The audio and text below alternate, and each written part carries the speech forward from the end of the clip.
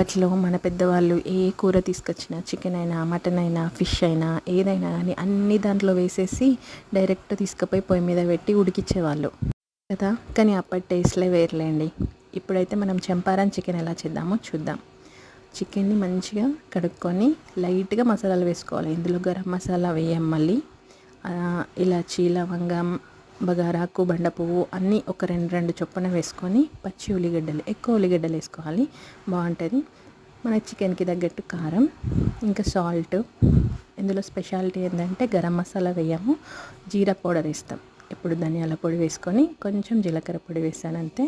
ఇంకో స్పెషల్ ఏంటంటే mustard oil, ఆవాల నూనె వేసి రెండు అట్లా ఎల్లిపాయలు డైరెక్ట్గా వేసేసి కొంచెం తరుక్కున్న అల్లం ముక్కలు కూడా వేసుకొని కలుపుకొని ఒక 1 అవర్ అలా మ్యారినేట్ చేసి పెట్టుకోవాలి.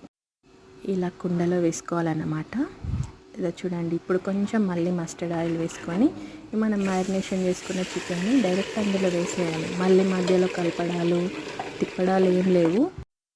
కొంచెం ట్యాంగినెస్ యాడ్ చేయడానికి నేను పెరుగు కూడా యాడ్ చేశాను. టొమాటోని అవాయిడ్ చేసి పెరుగు వేసాను అన్నమాట. దీని తర్వాత పెరుగు వేసి కలుపుకొని సిల్వర్ ఫాయిల్ పెట్టి క్లోజ్ చేసేస్తే ఒక 30 మినిట్స్లో మనకి చంపారన్ చికెన్ రెడీ అయిపోతుంది. ఇట్లా ఈ కుండల్లో చేసేవాళ్ళు అప్పట్లో. అయితే మన అమ్మమ్మలు, నానమ్మలు అట్లా పొయ్యి మీద పెట్టేసి మంచిగా తక్కువ మంటతో పెట్టి పక్కింటికి వెళ్ళి ముచ్చట పెట్టేలోపు ఈ చికెన్ ఉడికిపోయేదన్నమాట. సో దీన్ని మా హస్బెండ్ సజెస్ట్ చేసిండ్రు, ఇట్లా ఒకసారి ట్రై చేద్దాం చేయని. యాక్చువల్లీ మా హస్బెండ్ చాలా బాగా నాన్ వెజ్ వండుతాడు. నేను కూడా అతని దగ్గర నుంచి నేర్చుకున్నాను.